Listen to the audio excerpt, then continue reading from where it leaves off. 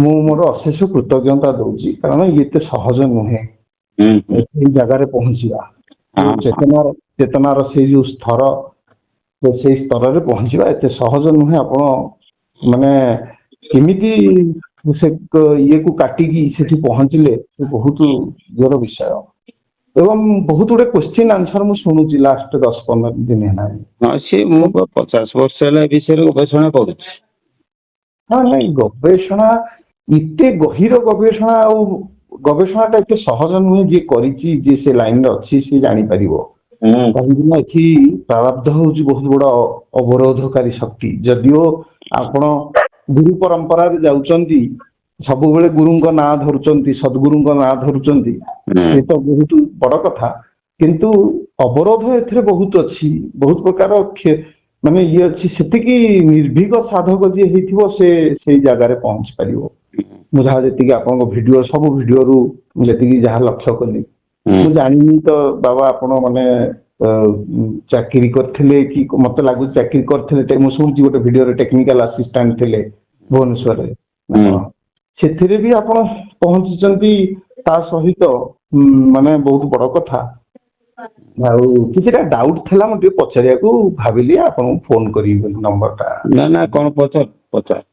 ଆଜ୍ଞା, ବାବା ବ୍ରହ୍ମଙ୍କର ଜ୍ଞାନ ଶକ୍ତି, ବ୍ରହ୍ମଙ୍କଠି ଜ୍ଞାନ ଶକ୍ତି ଅଛି, ଅଜ୍ଞାନ ଶକ୍ତି ବି ଅଛି। ଏଇଟା ଆପଣ ମାନୁଛନ୍ତି ତ, ନା ନାଇଁ ଅଜ୍ଞାନ ନାହିଁ? ତାହେଲେ ଅଜ୍ଞାନତା, ଆଜ୍ଞା ବ୍ରହ୍ମଙ୍କଠି ଅଜ୍ଞାନ ଶକ୍ତି ଆସିବ କୋଉଠୁ? ଅଜ୍ଞାନତା ଟା ବାବା ତାହେଲେ ଆସିଲା କୋଉଠୁ? ଆମ ପ୍ରକୃତି। ପ୍ରକୃତି କଣ ବ୍ରହ୍ମଙ୍କଠି ନାହିଁ? ଅଛି। ସେ ବ୍ରହ୍ମଙ୍କ ପ୍ରକୃତି ଟା ହଉଛି ଅଜ୍ଞାନ। ପ୍ରକୃତି, ଶୁଣନ୍ତୁ ମୁଁ କହିସାରେ। ପ୍ରକୃତି ଦି ଭାଗରେ ବିଭକ୍ତ। ଗୋଟେ ହଉଛି ପରା ପ୍ରକୃତି, ଗୋଟେ ହଉଛି ଅପରା ପ୍ରକୃତି। ଗୋଟେ ଜ୍ଞାନାତ୍ମିକା, ଗୋଟେ ଅଜ୍ଞାନାତ୍ମିକା। ତେଣୁ ଅଜ୍ଞାନାତ୍ମିକ ପ୍ରକୃତି ଯିଏ ରହିଲା, ସେ ଅଜ୍ଞାନ ମାର୍ଗରେ ଗଲେ। ଜ୍ଞାନାତ୍ମକ ଜ୍ଞାନ ପ୍ରକୃତି ଯିଏ ଆଶ୍ରୟ କଲେ, ସେ ଜ୍ଞାନ ମାର୍ଗରେ ଗଲେ। ତେଣୁ ପ୍ରକୃତି ବ୍ରହ୍ମଙ୍କ ଠେଇଁ ତ କିଛି ନାହିଁ। ସିଏ କଣ ପ୍ରକୃତି? ତାଙ୍କର ଜ୍ଞାନ କଣ, ଅଜ୍ଞାନ କଣ? ସେ ନିଜେ ଜ୍ଞାନ ସ୍ୱରୂପ ପୁରୁଷ।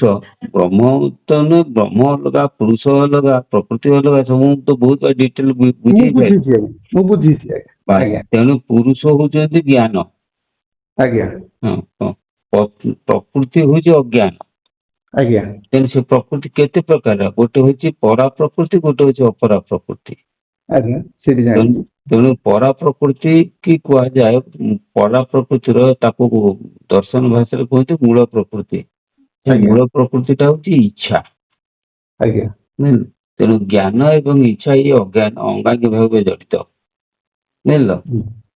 ସେଇ ଜ୍ଞାନ ଶକ୍ତି ଯେତେବେଳେ ଇନ୍ଦ୍ରିୟ ମୁଖୀ ହୁଏ, ଇନ୍ଦ୍ରିୟ ସତ୍ୟରେ ସାଙ୍ଗରେ ଯେତେବେଳେ ମିଶିକି ଜ୍ଞାନ ଉପଲବ୍ଧ କରେ, ସେଇଟା ହଉଛି ମିଥ୍ୟା ଜ୍ଞାନ। ତେଣୁ ଇନ୍ଦ୍ରିୟ ଅନୁଭୂତି ଟା ହଉଛି ମିଥ୍ୟା ଅନୁଭୂତି। ହେଲା? ଅତୀନ୍ଦ୍ରିୟ ଅନୁଭୂତି ହଉଛି ସତ୍ୟ ଅନୁଭୂତି। ସେ ଅତୀନ୍ଦ୍ରିୟ ଅନୁଭୂତି ଯୋଉଟା, ତାକୁ କୁହନ୍ତି କଣ ନା ପରା ପ୍ରକୃତି।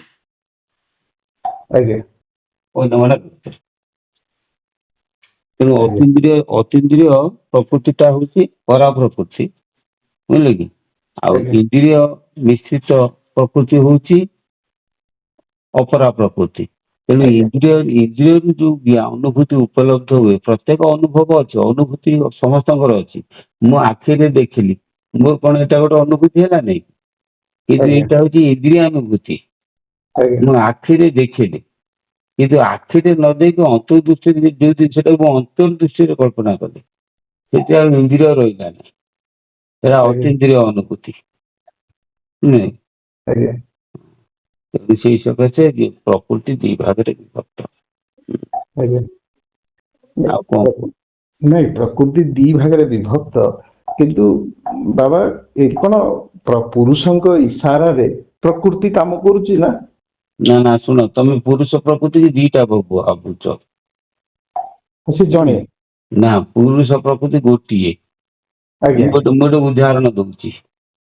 ଜଳ ଏବଂ ତରଳତା, ଏଇ ଦିଟା ଗୋଟିଏ ନା ଅଲଗା କୁହ? ଗୋଟିଏ। ବାସ୍।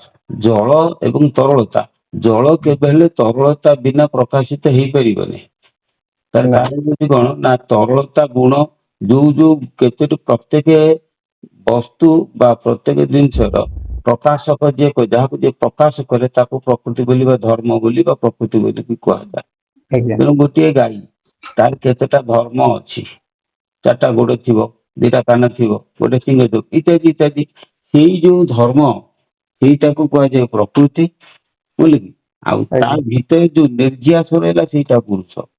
ଧର୍ମକୁ ଆଜ୍ଞା ଯିଏ ଧାରଣ କଲା ତାକୁ ଆଜ୍ଞା କୁହାଯାଏ ପୁରୁଷ। ତରଳତାକୁ ଧାରଣ କରୁଛି ଜଳ, ତେଣୁ ଆଜ୍ଞା ଜଳ ହଉଛି ପୁରୁଷ, ତରଳତା ହଉଛି ପ୍ରକୃତି, ଗୋଟିଏ ଜିନିଷ। ତାହେଲେ ଆଜ୍ଞା ପ୍ରକୃତି ହଉଛି ପ୍ରକାଶକ, ପୁରୁଷ ହଉଛି ପ୍ରକାଶକର ଧାରକ, ପ୍ରକୃତିର ଧାରକ। ହଁ ବୁଝିପାରିଲେ। ତେଣୁ ନାଇଁ, ସେଇ ଯୋଉ ପ୍ରକୃତି ଅଛି ସେ ଆଜ୍ଞା ପ୍ରକୃତି ଯୋଉ ପ୍ରକାଶ କରୁଛି କି ପ୍ରକୃତି କାହାକୁ ଧରିକି ପ୍ରକାଶ କରୁଛି ନା କେତେ ପ୍ରକାର ଜିନିଷକୁ କେତେ ପ୍ରକାରର ଆଧାରକୁ ଧରିକି ସେ ପ୍ରକାଶ କରୁଛି। ଆଜ୍ଞା ବୁଝିପାରିଲେ। ମନେ କରାଯାଉ ମୁଁ ହଉଛି ଇଲେକ୍ଟ୍ରିକ କରେଣ୍ଟଟା ଆଜ୍ଞା ହଉଛି ପୁରୁଷ। ହୁଁ ହଁ ହୁଁ ବୁଝିପାରିଲେ ନା। ସେଇ ଆଜ୍ଞା ଯୋଉ ବା ଆଲୋକ ପ୍ରଦାନ କରୁଛି ଗୋଟେ ବଲରେ, ସ୍ୱଚ୍ଛ ଆଲୋକଟା ଯଦି ପୁରୁଷ ହୁଏ, ଭିନ୍ନ ଭିନ୍ନ ବଲରେ ନାଲି ନୀଳ ରଙ୍ଗ ଯୋଉ ହଉଛି ସେ ରଙ୍ଗ ଗୁଡିକ ହଉଛି ତାର ପ୍ରକୃତି। ଆଜ୍ଞା ଏଇ ରଙ୍ଗ ଗୁଡିକ କେମିତି ସୃଷ୍ଟି ହଉଛି ନା ବଲର ରଙ୍ଗକୁ ନେଇକି ସୃଷ୍ଟି ହଉଛି। କିନ୍ତୁ ନିଜେ ହଉଛି ସ୍ୱୟଂ ହଉଛି ଶୁଭ୍ର ଜ୍ୟୋତି। ଆଜ୍ଞା ବୁଝିପାରିଲ।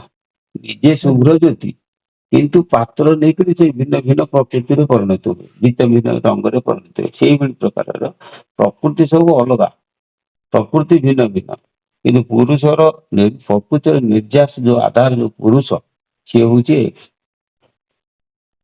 ନାଇଁ ସେଇଟା ଠିକ ବାବା, ଆପଣ ଯୋଉଟା କହିଲେ ଠିକ, କିନ୍ତୁ ଅଜ୍ଞାନ ଶକ୍ତିଟା ପ୍ରକୃତିର ବି ଗୋଟେ ଧର୍ମ ନା ନାଇଁ?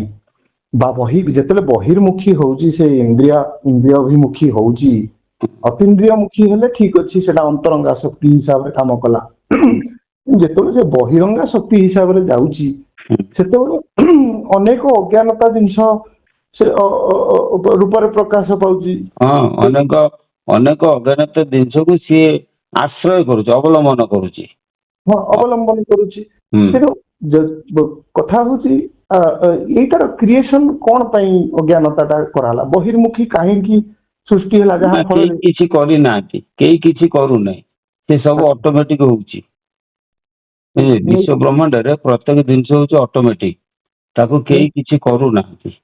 ଦରକାର ଗଛ ଈଶ୍ୱର ବି ହଉନି ବାବା, ଜଣକ ନାଇଁ ଜଣେ ନା, ଶୁଣ ସେ ଅଟୋମେଟିକ ସୃଷ୍ଟି, ମୁଁ ବୁଝେଇ ଦଉଛି ଶୁଣ। ହୁଁ କ୍ଷୀର ଭିତରେ ଦହିଟା ଅଛି, ଆଜ୍ଞା ବୁଝିପାରିଲେ କି? କିନ୍ତୁ ଆଜ୍ଞା ପ୍ରକୃତ କ୍ଷୀର ଦହି ଅଛି ନା? ହୁଁ ହୁଁ ହୁଁ ଦହି ନାହିଁ। ବୁଝିପାରିଲେ। ଯେତେବେଳେ ତମେ ଟିକେ ଖଟା ପକେଇଦବ, ଏସିଡ ପକେଇଦବ, ସଙ୍ଗେ ସଙ୍ଗେ ସେ ଦହିରେ ପରିଣତ ହଉଛି। ଏଇ ଦହିଟା ସୃଷ୍ଟି ହେଲା କେମିତି? ହୁଁ ଏଇ ଦହିଟା ସୃଷ୍ଟି ହେଲା ଏସିଡ ସଂଶ୍ଲେଷରେ ଆସିକି ନା ଆଉ। ଆଜ୍ଞା ଏଇ ଯୋଉ ଏସିଡ ସଂଶ୍ଲେଷ ଆସିଲା, ଆସି ସାରିଲା ଆଜ୍ଞା ପରେ ଦହିରେ ପରିଣତ ହେଲା, ଦହିଟା ହଉଛି ଟେମ୍ପୋରାରୀ, ଆଜ୍ଞା କ୍ଷୀରଟା ହଉଛି ପରମାନେଣ୍ଟ। ଯିଏ ପରମାନେଣ୍ଟ ସିଏ ସତ୍ୟ, ଯିଏ ଆଜ୍ଞା ଟେମ୍ପୋରାରୀ ସିଏ ମିଥ୍ୟା। ଏଇ ଟେମ୍ପୋରାରୀ ଜିନିଷଟା କେମିତି ସୃଷ୍ଟି ହେଲା? କିଏ ହୁଁ ସୃଷ୍ଟି କଲା? କେହି ସୃଷ୍ଟି କରିନାହାନ୍ତି, ଅଟୋମେଟିକ ସୃଷ୍ଟି ହେଲା। କେମିତି ନା ଯେତେବେଳେ କ୍ଷୀରଟା ଅମ୍ଳ ଅମ୍ଳ ସଂସ୍ପର୍ଶରେ ଆସିଲା, ସେଇଠୁ ଦହିଟା ସୃଷ୍ଟି ହେଲା। କିନ୍ତୁ ଏହି ଦହିଟାକୁ କେହି କରିନାହିଁ। ବିଶ୍ୱ ବ୍ରହ୍ମାଣ୍ଡରେ ସେଇଭଳି ପ୍ରକାର କୌଣସି ପ୍ରକୃତି କି କେହି କରିନାହିଁ। ପ୍ରକୃତି ଅଟୋମେଟିକ ସୃଷ୍ଟି ହୁଏ, ପରିବେଶ ପରିସ୍ଥିତି ନେଇକରି ପ୍ରକୃତି ସୃଷ୍ଟି ହୁଏ। ମୁଁ ବସିଛି, ହୁଁ ମୁଁ ହୁଁ ଭାରି ସୁନ୍ଦର ହିସାବରେ ଭଜନ କୀର୍ତ୍ତନ କରୁଛି, କିନ୍ତୁ ଆଜ୍ଞା ତା ଅର୍ଥ ନୁହେଁ ଯେ ମୋ ଠେଇଁ କ୍ରୋଧ ନାହିଁ। ହୁଁ ମୁଁ ହୁଁ ଭଜନ କୀର୍ତ୍ତନ କରୁ କରୁ ଜଣେ ଯଦି ମତେ ଆସି ବାଧା ଦେଲା, ସଙ୍ଗେ ସଙ୍ଗେ କ୍ରୋଧ ଜାଗ୍ରତ ହେଲା। କିନ୍ତୁ ଏଇ କ୍ରୋଧଟାକୁ କେହି କରିନାହାନ୍ତି, ପ୍ରକୃତିର ପରିବେଶରେ ପଡିକି ମୋର କ୍ରୋଧଟା ଜାଗ୍ରତ ହେଲା। ସେଇଭଳି ପ୍ରକାରର ଭିନ୍ନ ଭିନ୍ନ ପ୍ରକୃତି ଗୁଡିକ ପ୍ରାଣୀର ପରିବେଶରୁ ସୃଷ୍ଟି ହୁଏ ଅଟୋମେଟିକ। ତାକୁ ହୁଁ ଅଜ୍ଞାନ ପ୍ରକୃତି ବୋଲିକି କୁହାଯାଏ। ଆଜ୍ଞା ଆଉ ନାଇଁ ସୃଷ୍ଟି ଲୀଳାଟା ତାହେଲେ ବାବା କଣ, ମାନେ ଏଠି ଜଣେ ସୃଷ୍ଟି ଜଣଙ୍କୁ ଲୀଳାଟା ହଉଛି ଜ୍ଞାନ ଅଜ୍ଞାନର ମିଶ୍ରଣରେ ସୃଷ୍ଟିର ଲୀଳା ଚାଲିଛି। ଆଜ୍ଞା ଏଇଟା କଣ କେହି କାହାର ଏଇଟା ମାନେ କେହି ଗୋଟେ ମାନୁଫାକ୍ଚରିଂ କରିନାହାନ୍ତି, କେହି ଗୋଟେ ଆର୍କିଟେକ୍ଟ କରିନାହାନ୍ତି। ଏଇଟା ବୁଝିବା ଏକଦମ ଭୁଲ ଯେ କେହି ଜଣେ କରୁଛି, କେହି ଜଣେ କିଛି କରୁନାହିଁ। ଆଚ୍ଛା ମାନୁଫାକ୍ଚରିଂ ଆମେ ଯେମିତି ଗୋଟେ ଗାଡି କି ମଟର ତିଆରି କରିଦଉଛୁ, ଆମେ ତାର କର୍ତ୍ତା। ସେମିତି ତା ନୁହେଁ। ଆମେ ଯଦି ସେମିତି ବୁଝିବା ତାର କର୍ତ୍ତା ହଉଛନ୍ତି ପରମ ବ୍ରହ୍ମ। ମୁଁ ତ ସେଇ କଥା କହୁଛି ବାବା। ପରମ ବ୍ରହ୍ମ ହଉଛନ୍ତି କର୍ତ୍ତା, କିନ୍ତୁ ସେ ଯୋଉ ମାନୁଫାକ୍ଚରିଂ ହଉଛି ସେଟା ଅଟୋମେଟିକ ସୃଷ୍ଟି ହଉଛି। ବୁଝିଲ ନା? ସେଟା କର୍ତ୍ତାର ଅଟୋମେଟିକ ସୃଷ୍ଟିରେ କିଛି କଣ୍ଟ୍ରୋଲ ନାହିଁ। କଣ୍ଟ୍ରୋଲ ଅଛି।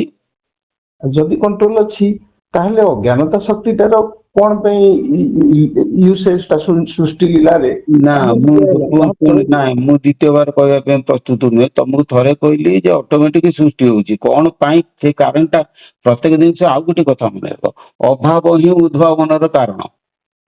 ଆଜ୍ଞା। ସେ ଅଟୋମେଟିକ ଅଭାବଟା ଯେତେବେଳେ ସୃଷ୍ଟି ହଉଛି, ଅଟୋମେଟିକ ତାର ଉଦ୍ଭାବନଟା ଗୋଟେ ଅଟୋମେଟିକ ତିଆରି ହେଇଯାଉଛି।